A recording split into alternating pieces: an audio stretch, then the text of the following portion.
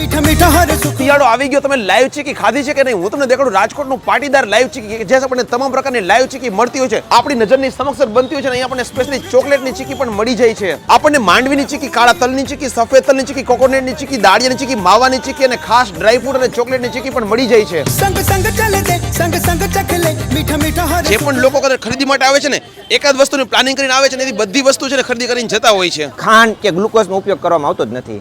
નાના છોકરા માટે હમણાં એક ચોકલેટ ચીકી બનાવી છે ને ગઈકાલે ટેસ્ટ કર્યો હતો અને આજ મારા છોકરા માટે લેવા આવ્યો. ચોકલેટ ફ્લેવરમાં પણ ચીકી મળતી હોય છે. એમાં પણ એક્ઝોટિકા ચીકી અને મગફળીના દાણામાં ચોકલેટના ફ્લેવર વાળી ચીકી પણ મળી જતી હોય છે. ને અહીંયા આપણને કોકોનટ ચીકી, દાંતમાં પ્રોબ્લેમ છે ને ઓછી ચાવવી પડે અથવા ડાયાબિટીસના પ્રોબ્લેમ વાળા માટે છે ને પાટીદાર સ્પેશિયલ ચીકી પણ મળી જાય છે. મતલબ આપણે જે સાઈઝના પેકિંગ જોઈએ ને મળી જતો હોય, બાળકોને ખવડાવવા માટે કે દાનમાં આપવા માટે નાના પેકિંગ જોઈએ છે ને તો 100 ગ્રામ 150 ગ્રામના પેકિંગ પણ અહીંથી બનાવી આપતા હોય છે.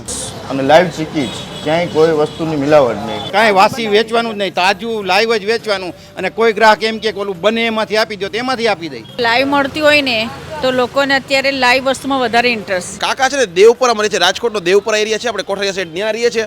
કામથી આ બધું ઓવન થતું હોય ને અહીંથી સ્પેશિયલી ચીકી લઈ જાય છે. નાના મોવા મેઇન રોડ પર જતા જ્યાંથી આપણે સત્યસાઈ રોડ પર વળીએ છીએ, સત્યસાઈ રોડ પર જતા જ ફૂલવાડી પાર્કના ગેટની એક્ઝેક્ટ સામે પાટીદાર લાઈવ ચીકી આવેલું છે. તમે એકવાર દુકાને પધારો તો ખરા, ચખાડીને એકવાર તમે ચાખો ખાલી.